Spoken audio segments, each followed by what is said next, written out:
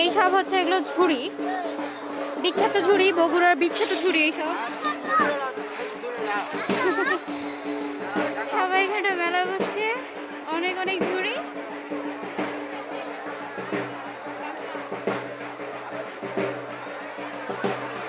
বিখ্যাত মেলা।